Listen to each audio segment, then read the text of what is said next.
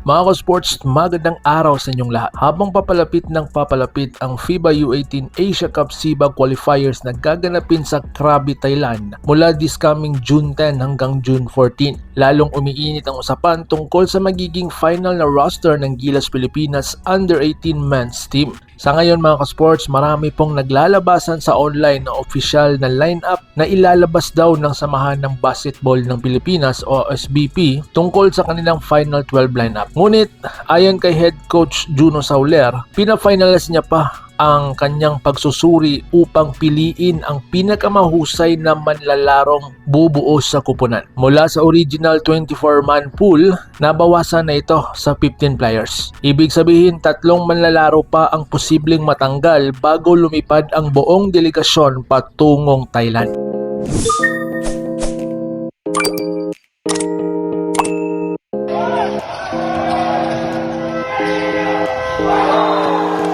Narito ang kasalukuyang 15-man pool ng Gilas U18. Unang-una si Chog Moral, Prince Carino, Lian Kent Basa, Kyle Sardon, Jacob Lacson, Luis Razon, Bruce Tubong Banwa, Andrew Chu, Ethan Aguas, Patrick Pasinos, JB Kagurangan, Zib Espinas, Lance Amos, Joaquin Tobera, at Hans Patagok. Kaya mga ka-sports, napakahirap hulaan kung sino ang matatanggal dahil halos lahat ng natitirang manlalaro ay may malalaking kontribusyon sa training camp. Kung pagbabasihan natin ang pangangailangan ng team, malaki ang posibilidad na mas bibigyang halaga ng coaching staff ang kombinasyon ng laki, depensa, outside shooting, playmaking at international experience. Sa guard position, mukhang ligtas ang mga pangunahing ball handlers dahil napakalaga ng kanilang papel sa pagpapatakbo ng opensa. Sa wing position naman,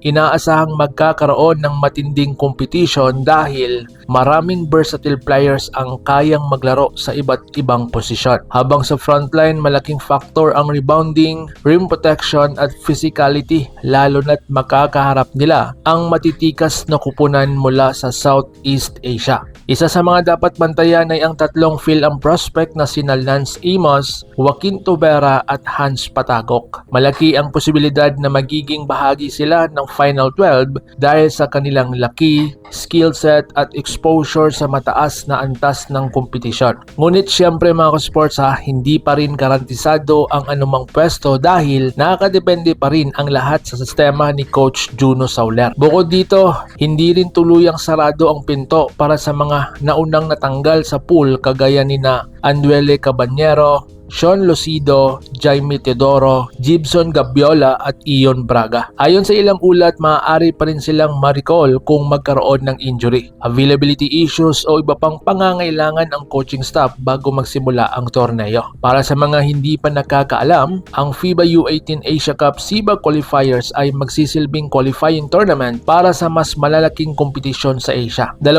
kupunan lamang ang makakakuha ng tiket patungo sa FIBA U18 Asia Cup, kaya bawat laro ay magiging napakahalaga. Target po ng Gilas U18 na dominahin ang SIBA region at ipakita na patuloy ng lumalakas ang grassroots basketball program ng Pilipinas. Ang pinakamalaking tanong ngayon, sino kaya ang magiging official na Final 12? At sino ang 3 manlalarong posibleng hindi makasama sa biyahe patungong Thailand? At sa tingin nyo ba mga ka-sports, sapat na ba ang kasalukuyang lineup upang maibalik ang Pilipinas sa U18 Asia Cup? I-comment po ninyo sa ibaba ang inyong sariling Final 12 prediction at tignan natin kung sino ang pinakamalapit sa magiging official lineup ng SBP. Kung bago ka pa lamang sa ating munting channel, huwag kalimutang mag-like, mag-subscribe at pindutin ang notification bell para lagi kang updated sa pinakabagong balita tungkol sa Gilas Pilipinas.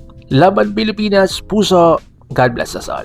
At mabuhay ang Philippine basketball.